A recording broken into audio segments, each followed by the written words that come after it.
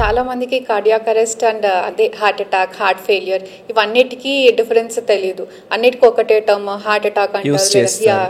So heart failure అంటే ఇందాక చెప్పినట్టుగా సరిగ్గా పంప్ చేయకపోవడం వల్ల వచ్చే ప్రాబ్లమ్ని హార్ట్ ఫెయిలియర్ అంటారు. హార్ట్ అటాక్ అంటే గుండె రక్తనాళాల్లో ఏర్పడే బ్లాకేజెస్ వల్ల గుండె కండరానికి బ్లడ్ సప్లై చెందక అది చచ్చుకుపోవడం వల్ల హార్ట్ ఫంక్షన్ డిటరేట్ అవుతుంది. ఆ సడన్గా బ్లాక్ అయిన దానివల్ల కండరం చనిపోతుంది. దాన్ని heart attack or myocardial infarction అంటారు. కార్డియాక్ అరెస్ట్ అంటే సడన్గా హార్ట్ ఆగిపోవడం, దాన్ని కార్డియాక్ అరెస్ట్ అంటారు. అది electrical problem. Okay, so how common is it's heart failure అనేది మన ఇండియాలో ఎంత కామన్ ఉంది?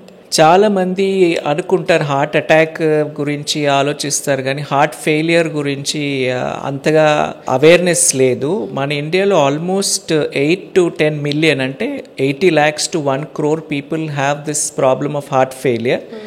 అండ్ దాన్ని అక్యూట్ డీకంపెన్సేటెడ్ హార్ట్ ఫెయిలియర్ అంటే సడన్గా దాని ఎక్కువ సివియారిటీ అయ్యి అడ్మిట్ అవుతారు. దాన్ని అక్యూట్ డీకంపెన్సేటెడ్ హార్ట్ ఫెయిలియర్ అంటారు. అలాంటి సిచ్యువేషన్ చాలా సీరియస్ కండిషన్.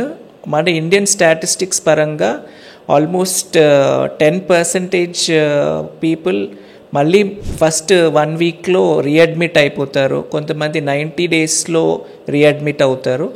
అండ్ 1 year మనం చూసుకుంటే కనుక ఆల్మోస్ట్ 20% ఆఫ్ దెమ్ చనిపోతారు. సో అంత serious condition. We can prevent all these things, deaths and all and recurrent heart admissions very much preventable.